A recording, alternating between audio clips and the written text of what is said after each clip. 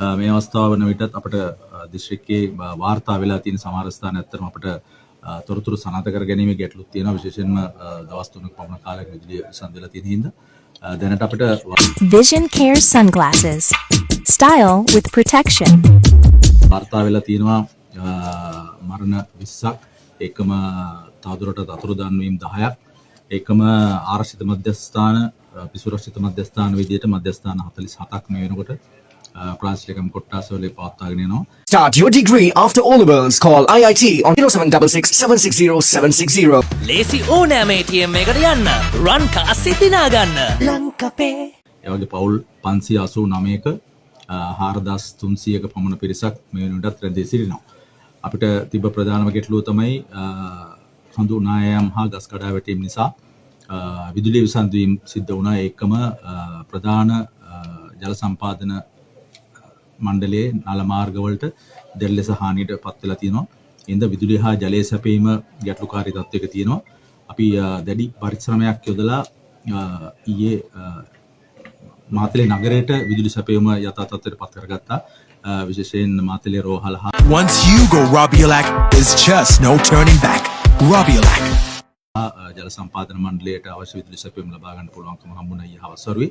එහෙම නැත්නම් ඒවා මේ වෙනකොට දවස් 3ක පමණ කාලයක් ඩීසල් වලින් තමයි අපි ක්‍රියාත්මක වුණේ.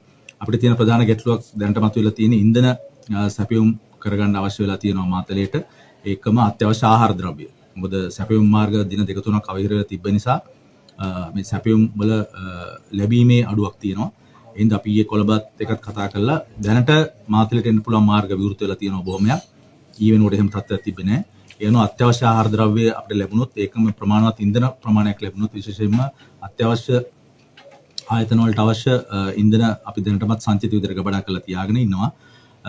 ඊට අමතරව මේ වෙනකොට යුද හමුදා නිලධාරීන් විශේෂයෙන්ම අපිට ළඟා විය නොහැකි ස්ථාන වලට ළඟා වීමට උත්සාහ දරමින් ඉන්නවා. අද උදෑසන වන විට යුද හමුදා කණ්ඩායම් 3ක් අඹංගක කෝරළේ ප්‍රාදේශීය කොට්ටාසේ නාගල ඉඟුරුවත්ත වගේ ප්‍රදේශවලට තාමත් යන්න බැරුව එතන පුද්ගලයන් 570ක් 600ක් අතර ප්‍රමාණයක් ඉන්න බව තමයි වාර්තා වෙලා තියෙන්නේ.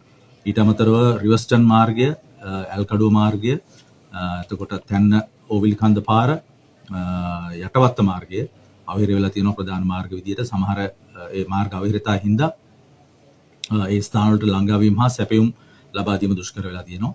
ලග්ගල ප්‍රදේශයේත් අපි සාමාන්‍යයෙන් භාවිත කරන පාර මේ ආපදාව නිසා හානියට පත් වෙලා තියෙන නිසා දැනට ලග්ගල විල්ගම ප්‍රදේශවලට සැපයුම් සිද්ධ කරන්න සිද්ධ වෙලා තියෙන ඇලහැර හරහා ගිහිල්ලා ප්‍රධානම තවදුරටත් පවතින ගැටලුවක් තමයි විශේෂයෙන්ම ලග්ගල විල්ගම ප්‍රදේශවල ඒ තියෙන අත්‍යවශ්‍ය තොරතුරු සමහර දේවල් පවා අපිට ලබා ගන්න අපහසු වෙලා තියෙනවා මේ සංවේදන ගැටලුව හින්දා.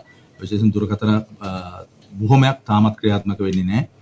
ඒ හේතුව තුළ අපට අවශ්‍ය නිලධාරීන් හා විශේෂයෙන් යුද හමුදාවට පවා ඒ සම්බන්ධ කරන කටයුතු ටිකක් අපහසු වෙලා තියෙනවා.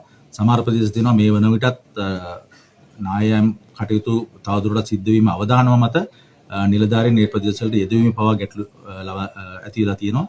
එනවා අපි ඊ ආරක්ෂක අමාත්‍යාංශයෙන් ඉල්ලීමක් කරා ගුවන් සහාය ලබා දෙන්න කියලා.